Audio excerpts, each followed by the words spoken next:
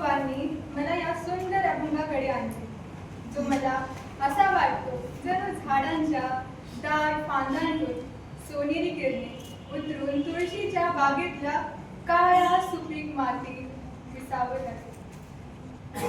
हा माझा वैयक्तिक अनुभव आहे. यापेक्षा सुंदर, शांत आणि खरं काहीच नाही. ना अपेक्षा, ना न्यायनिवडा, फक्त अस्तित्वात आनंद, प्रेम आणि समाधान. बालाजीच्या चेहऱ्यावर ते हास्य जणू ते माझीच वाट पाहत होते. बालाजीच्या चेहऱ्यावर ते हास्य जणू ते माझीच वाट पाहत होते. मला माहीत आहे, भगवद्गीतेत त्यांनी मला जे शिकवलं तेच आज मला जगायला सांगत आहे. तुला तुझ्या कर्मावर अधिकार आहे, फळावर नाही. यश व अपयशाला चिटकून राहू नकोस आणि कर्तव्य सोडू नकोस.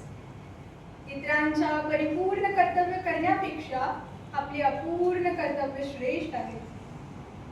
तरीही शंका येतात. इतरांच्या नजरा, त्यांच्या न्यायाच्या छटा त्या सहज नाहीशा होत नाहीत. पण तरीही आज इथे उभे राहणं त्या माऊलीनेच माझ्यासाठी शक्य केलं.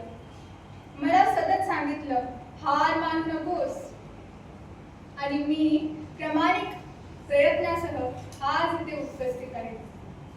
खरं सांगायचं तर मी जिंकल की हारल याची मला चिंता नाही. मला माहीत आहे, माझ्या तो पाठीराखा माझ्यावर प्रेम करतो आणि तेच प्रेम मला नेहमी विजयी बनवतं. आता मी त्या ओळी तुमच्यासोबत शेअर करू इच्छिते.